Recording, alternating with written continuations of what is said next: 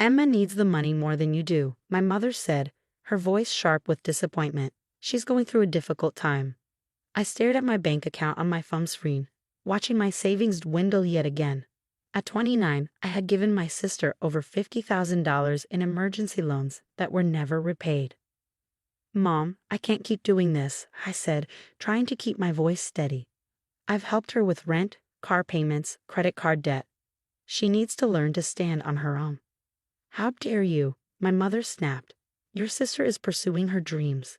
Not everyone can be as cold and calculating as you. Emma's dreams had changed monthly for the past 5 years. Fashion designer, social media influencer, life coach, cryptocurrency expert, each venture funded by my hard-earned money, while I worked 60-hour weeks as a software engineer.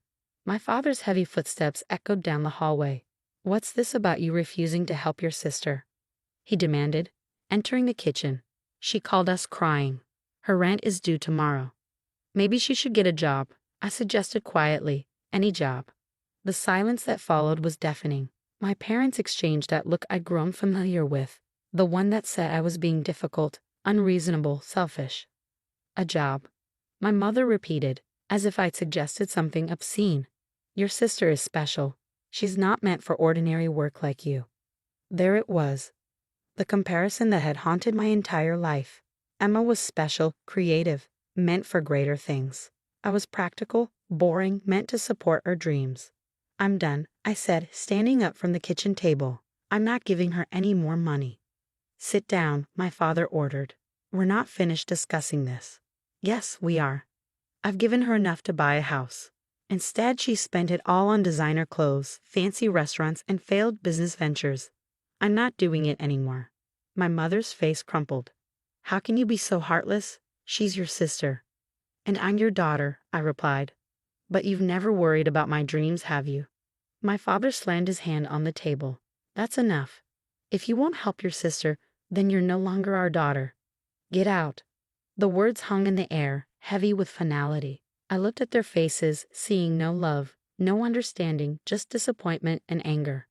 Okay, I said simply, grabbing my purse and laptop bag. Goodbye. Where are you going? My mother called after me, her voice wavering slightly. Away from here. Away from all of this.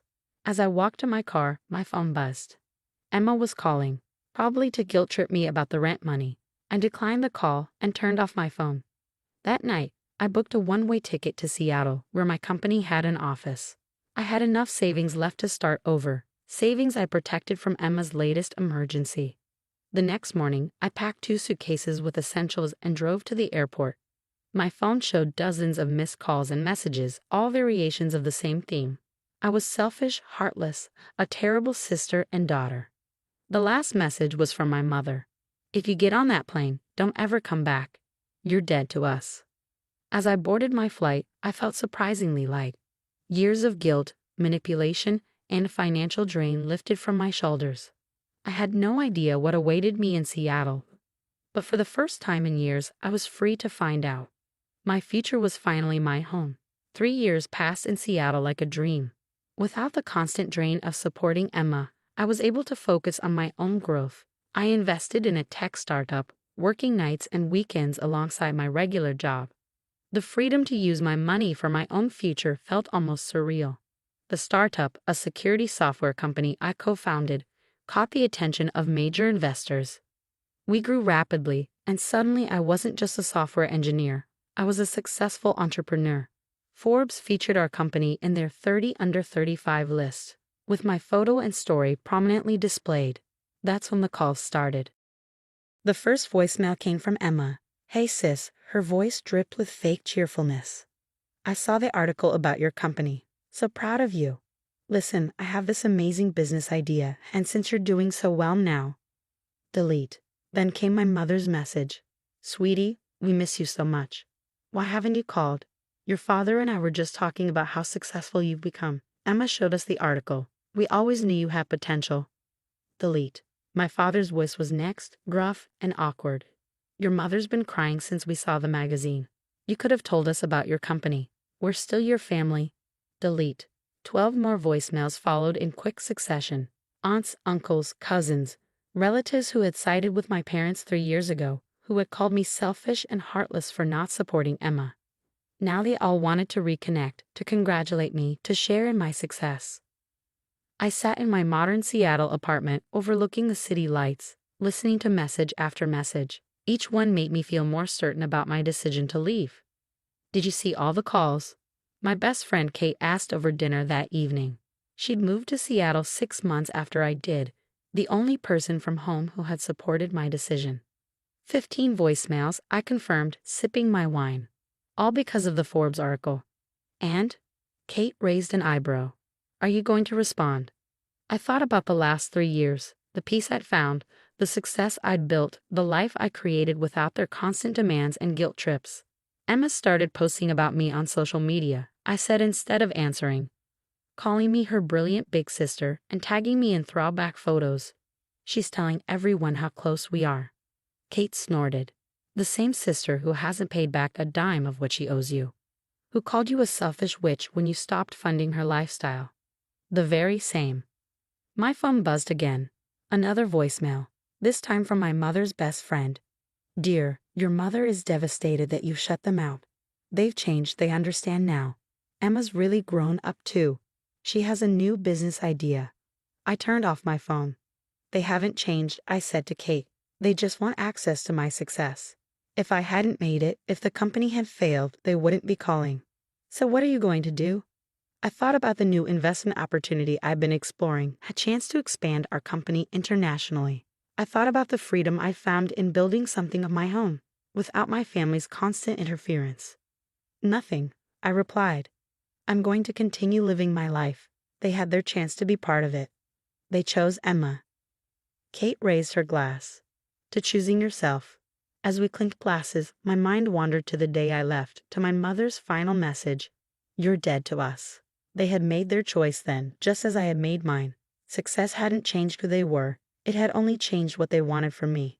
Later that night, as I prepared for bed, my landline rang, a number only my closest friends and business associates had. My heart stopped when I heard the voice on the other end. "Hello, sweetie. Hello, sweetie." My mother's voice was soft, cajoling, the tone she used when she wanted something. "It took me ages to get this number from your cousin Jennifer." I sat on my bed, heart pounding. "What do you want?" "Want? Can't a mother call her successful daughter?" "We saw the Forbes article. Your father and I are so proud."